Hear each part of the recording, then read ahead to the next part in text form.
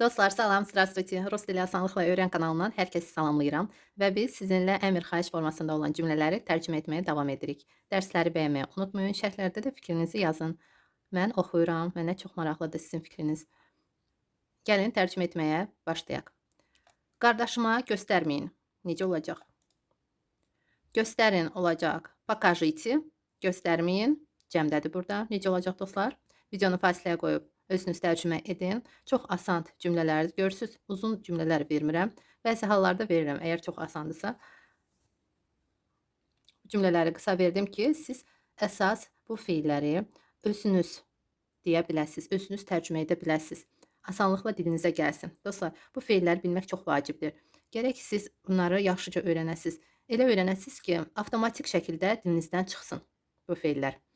Cümlə formasında istəyirsiniz öyrənin, tək öyrənin. Əsas odur ki, demək istədiyiniz zaman avtomatik şəkildə dilinizə gəlsin. Göstər, məsələn, və göstərmə. Siz burada mütləq deyil ki, cümlə formasında öyrənəsiniz. Çünki feilin özü bir məna daşıyır. Məsələn, göstər deyəndə hər hansı bir halda siz tək də deyə bilərsiniz. Siz özünüz bunu başa düşürsünüz. Buna görə də əsas burada feilin özünü bilməkdir, düzgün formasını bilməkdir və əlbəttə ki, vaxtı gələndə, elə ki, demək istədiyiniz zaman asanlıqla bunu deməyinizdir. Çox vacibdir. Məsələn, vur, ya vurma. Görürsüz? Vurma, vurma məni. Mənə at. Bu feillərin özü tək də işlənilir və əsas odur ki, avtomatlaşdırasınız bu feilləri. Nə mənada? Demək istədiyiniz zaman asanlıqla dilinizə gəlməlidir bu feillər. İnanıram ki, belə bir vəziyyətdə siz özünüz bu feilləri çatdıracaqsınız. Nə cür əldə etmək olar? Çoxlu dinləyərək, çoxlu bərkdən tələffüz edərək, əlbəttə ki, başa düşərək öyrənib və ən əsası dilinizdən 10-15 dəfə çıxarasınız bu feilləri. Deyəsiniz, çoxlu deyəsiniz və gec-tez özünüz də başa düşəcəksiniz ki, siz artıq öyrənmisiniz, sizin artıq yadınızdadır bu feillər və asanlıqla əlbəttə ki, vaxtı gələndə siz deyə biləcəksiniz bu feilləri. Gəlin başlayaq tərcümə etməyə. Qardaşıma göstərməyin.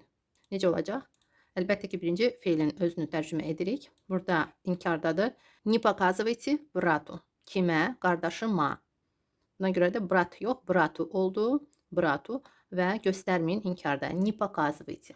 Adi halda покажите, göstərin. Görürsünüz ki, inkarda olanda forması dəyişilir. Не показывайте. Покажите, не показывайте. Biz bu feilləri öyrənmişik. İndi biz təkrar edirik və təkrar edərək çalışırıq. Əlbəttə ki, daha da yaxşı yadınızda qalsın. Deməli, не показывайте брату olacaq. Sizə yazacağım indi. Не показывайте брату. Növbəti cümlə, ehtiyatla vur. Burada vur sözü biz iki cür tərcümə edə bilərik. Həm udar, həm bey.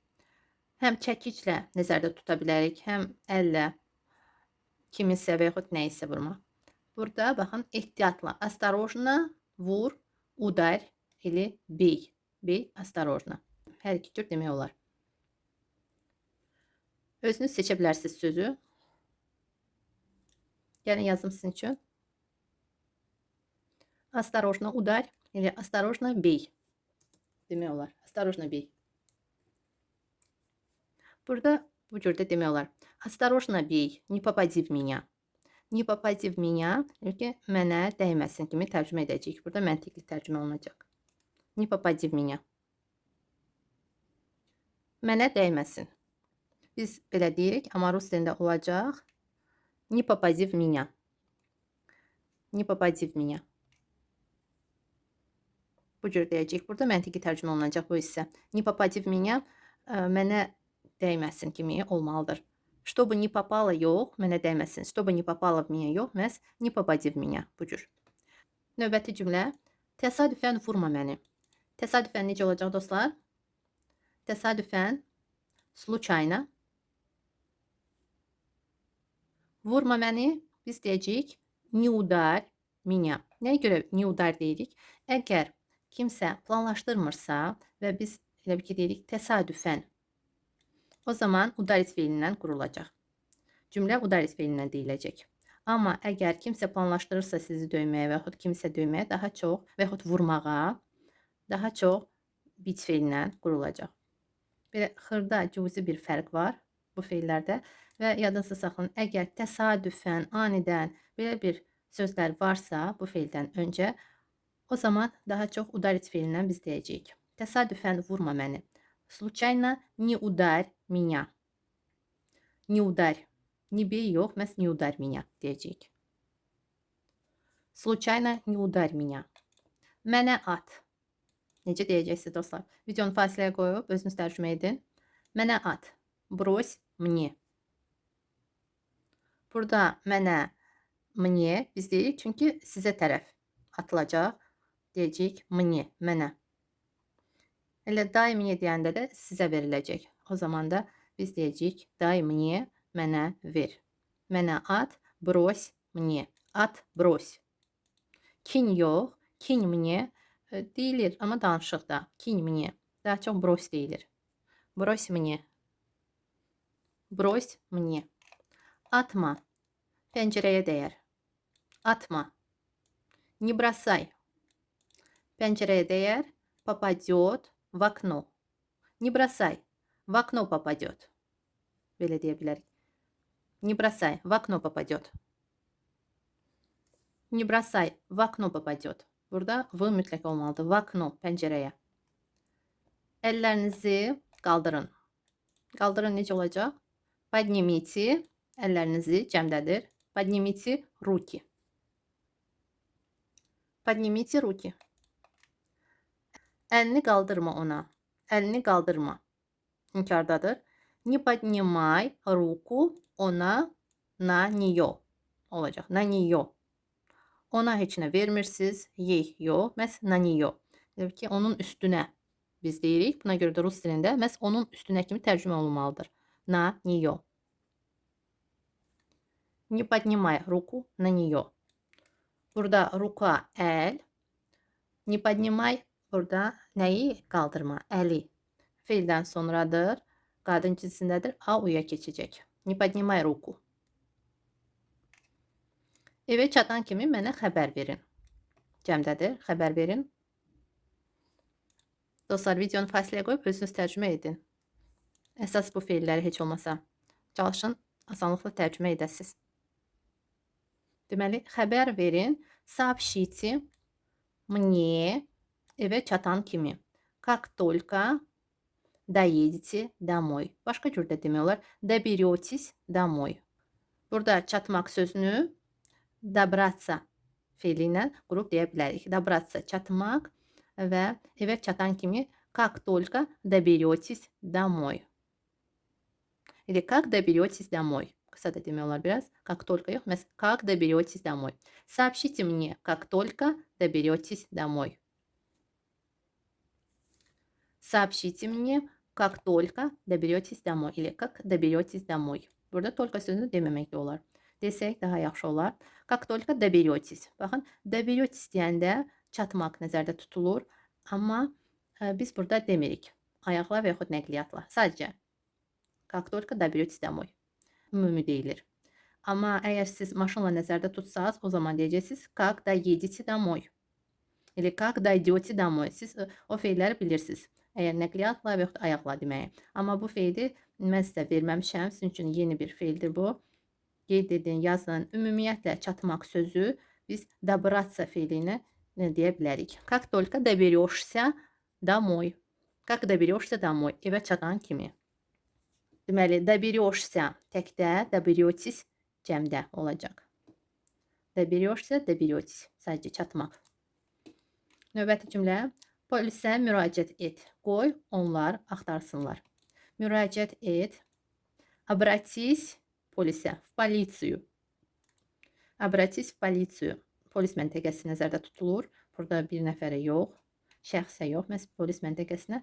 Deməli, обратитесь, müraciət et təkdədir. Обратись в полицию. Пусть, qoy. Onlar, они, axtarsınlar, ищут. Пусть они ищут. İnanıram ki, məhz bu cürdə siz özünüz tərcümə etdiniz. Mən tərcümə etdiyim kimi. Birinci feil, əmir xahiş feili, sonra yanında duran sözü və vergüldən sonra da davam edirik tərcümə etməyə. Belə sözbəsöz bunları tərcümə etmək olar. Əgər məntiqidirsə, mən deyirəm məntiqi tərcümə olunur. Amma burada cümlələrin çoxsunu sözbəsöz tərcümə edə bilərsiniz siz dostlar.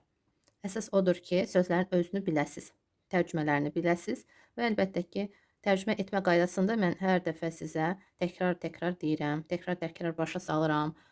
Cümlələrin özündə də göstərirəm. Fikir verin. Mütləq. Bu çox vacibdir. Gəlin sizin üçün tərcüməni yazım. Обратись в полицию. Пусть они ищут. Növbəti cümlə sahə müvəkkilinə, eyni zamanda участковый da biz ana dilimizdə deyirik. Участковый. Sahə müvəkkilinə müraciət etmə. Və yaxud участковыya müraciət etmə. Biz bu sözü biraz özəlləşdirmişik və çox vaxt bu sözü deyirik. Siz özünüz də bilirsiniz. Və müraciət etmə. Necə olacaq? Не обращайся к участковому. Burada bu участковый şəxsdir. Düzdür? Biz şəxsə nəzərdə tuturuq. Buna görə də mütləq k olmalıdır. K участковому. Участковому. Yazım sizin üçün tərcüməni. Не обращайся к участковому. Burada k yenə də təkrar edin. Mütləq lazımdır. К участковому. Не обращайся к участковому.